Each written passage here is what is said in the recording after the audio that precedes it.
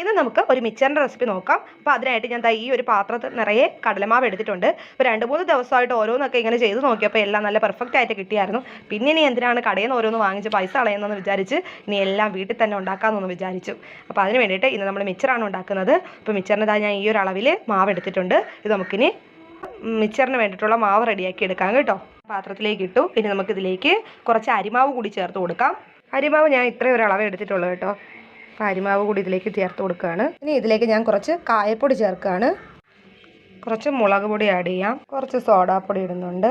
കുറച്ച് ഉപ്പ് കൂടി ഇട്ട് ഇനി നമുക്കിത് ഇടിയപ്പത്തിന് മാവ് കുഴക്കുന്നത് പോലെ തന്നെ അവിടെ എടുക്കാം. റെഡിയാക്കി വെച്ചിട്ടുണ്ട്. ഇനി നമുക്കിതിന് കുറച്ചൊരു ഭാഗം എടുത്തൊന്ന് മാറ്റി വയ്ക്കാം കേട്ടോ. ഞാൻ കുറച്ച് മാവ് എടുത്തിട്ടുള്ളൂ. അപ്പോൾ അതിൽ നിന്ന് ഇത്ര ഒരു ഭാഗം ഞാൻ മാറ്റി വെച്ചിട്ടുണ്ട്. നമുക്ക് അവസാനം അതിൽ ആ ബൂന്തി ഒന്ന് ഉണ്ടാക്കാൻ വേണ്ടിയിട്ടാണ് കേട്ടോ. ഒന്ന് ഇവിടെ ഇരുന്നോട്ടെ.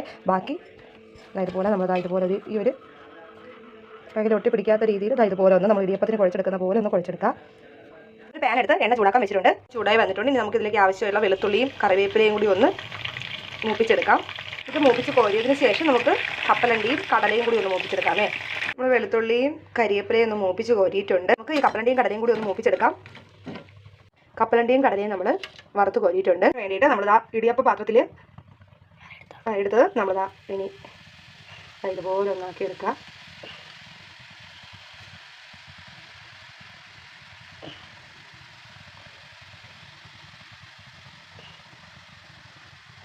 ലോ ഫ്ലെയിമിൽ വെച്ചില്ലെങ്കിൽ ഇത് പെട്ടെന്ന് കരിഞ്ഞു പോകും. ഇതൊന്ന് മൂത്ത് കിട്ടുമ്പോൾ ഒന്ന് തിരിച്ചിട്ട് കൊടുത്താൽ മതി.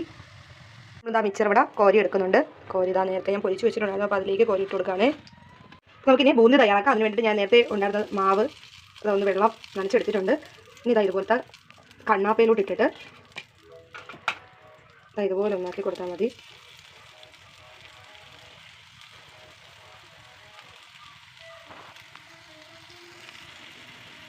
നമുക്കിതാ കറക്റ്റ് ഈ ഒരു രീതിക്ക് കിട്ടും. നമ്മളിതാ നമ്മുടെ മിച്ചർ ഇവിടെ തയ്യാറാക്കി എടുത്തിട്ടുണ്ട്. ഇനി ഇതിലേക്ക് നമുക്ക് കുറച്ച് ഉപ്പും മുളക് പൊടിയും കൂടെ ആഡ് ചെയ്ത് കൊടുക്കാം. കുറച്ച് മുളക് പൊടി ഇട്ടു.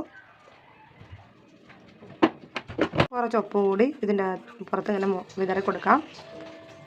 നമുക്കിതൊന്ന് മിക്സ് ചെയ്തെടുക്കാം.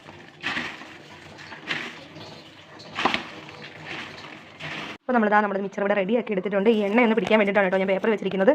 നോക്ക് കണ്ടോ, നല്ല ക്രിസ്പായിട്ട് കിട്ടിയിട്ടുണ്ട്.